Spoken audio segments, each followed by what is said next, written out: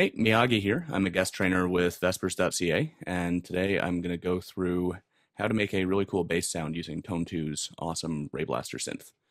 So I will just let you hear the bass sound that we're working towards, just to start off with. This is from a remix that I'm working on with Vespers at the moment.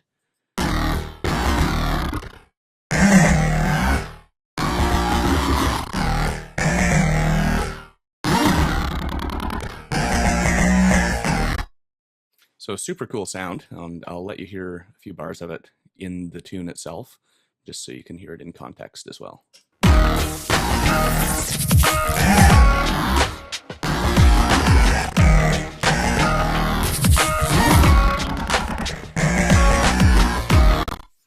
So yeah, really complex tone, lots going on with it. And you can actually download the patch in the link below this video.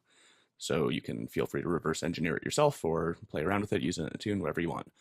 So yeah, let's get stuck in and have a look at what's going on. So Rayblaster is laid out in sort of typical subtractive synth fashion, but it's quite a bit different. There's two oscillators here, oscillators 1 and 2. And as you may notice, right off the bat, there is no filter knob. That's because all of the wave shaping, all of the kind of filter type controls are done in the oscillator section. So they're actually done at the point of sound generation, as opposed to being a subtractive stage that the oscillator output gets passed through. So to begin with, I'll let you hear just oscillator 1. So nice little kind of dark sound there. I'll bring oscillator 2 in as it's filling out the top end. I'll just bring oscillator 1 down. And the two of them together. So it's a nice kind of phasey, really cool glottal bass sound. And what's actually going on in the oscillator section over here is I've selected one of the many waves as my sound source here, and I've actually selected ABS Formants 11, and that serves as your main sound source, but that's actually affected by something that's referred to as the window. And the window you can think of sort of as like a crossfade if you were looking at a sample playback device like Ableton Sampler or something like that. This has a really big effect on the sound, especially when you're working with it in a kind of granular setting or something like that. But in this case, I've chosen soft square. Cosine's kind of like the default. It allows for really smooth playback, but soft square gives it a really nice kind of character. A little bit of formant noise, and a little bit of the second wave blended in as well. And for the second wave, I've chosen the formant clav. Now, Rayblaster has a really nice function, which is copy oscillator 1 to oscillator 2. So just to kind of keep the settings that I liked, I did that and then bounced oscillator 2 up an octave and increased its formant a little bit. So it's essentially the same sound, just up an octave and a little bit brighter. And that gives me a lot of top end to work with. On the other hand, I chose, instead of soft square, I chose comb 4 times to be the oscillator window in this section. So let's just hear them together again.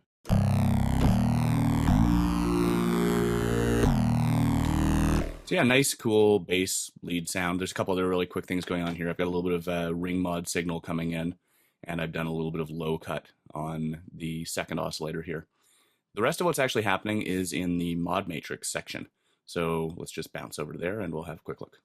So besides the arpeggiator gate section and the effects section up here, there's also 3 mod matrices. And I'm doing some pretty extensive mapping to make this an expressive, playable sound. So I'll just go through a few of the more interesting mappings that I've got here. So I have envelope 1 controlling oscillator 1's formant knob, and envelope 2 controlling oscillator 2's formant knob. Envelope 1 is going in a negative value and envelope 2 in a positive value, and this just causes the formant values to spread apart and come back together, which adds a lot of animation to the start of the sound. You can hear it right here. So nice kind of phasey element. I also have a lot going on with the LFOs. I have LFO 1 controlling the oscillator formant. Now that just causes like a wobbly filter sweep. But I wanted it to be a very expressive patch, and so I wanted to control the amount that LFO1 goes to the oscillator formant by the mod wheel. So to do that, I'm actually using 2 lines of the modulation matrix here. I have LFO1 mapped to oscillator 1 formant with a value of 0. As you can see, the bars in the middle there showing 0. And then I have mod wheel going to matrix 1 with a little bit of a positive value. Now what that means is that whenever I raise the mod wheel up, it will tell this matrix line up here to increase its value. So a really cool little under the hood way of getting things to talk to each other there. I also have the mod wheel mapped to LFO1 speed. So as I increase the mod wheel value, not only does the amount of the LFO going to the formant increase, but the rate of it increases as well. So I'll just let you hear that.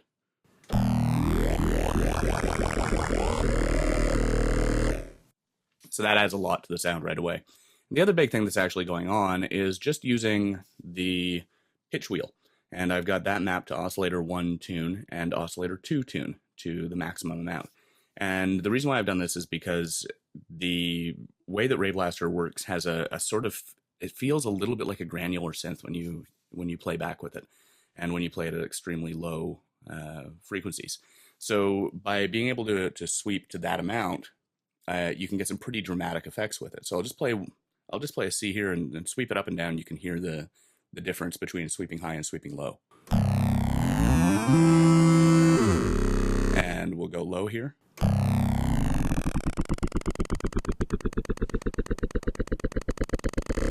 So as you can hear, as you drop down to extremely low frequencies, it still retains a lot of high-end timbre and really interesting harmonic content, which makes it really cool for use in bass music because it's just got such a large impact at low frequencies. The other thing that's going on is I do have a little bit of control of LFO1 over oscillator 2's volume. So as LFO1 goes through its cycle, it's just going to cause oscillator 2 to jump up in the mix a little bit. So that's the majority of what's going on within the Rayblaster patch. In terms of how I'm actually playing it, there's a lot of animation coming from automation in Ableton using the pitch knob and the mod wheel. So yeah, extremely cool patch. And that's using a couple really cool oscillators within Rayblaster and a lot of different modulations of the format settings. So the next thing that we're going to do to get this sound is we're going to process it with a few effects, including Tone2's awesome multi-effects warm verb.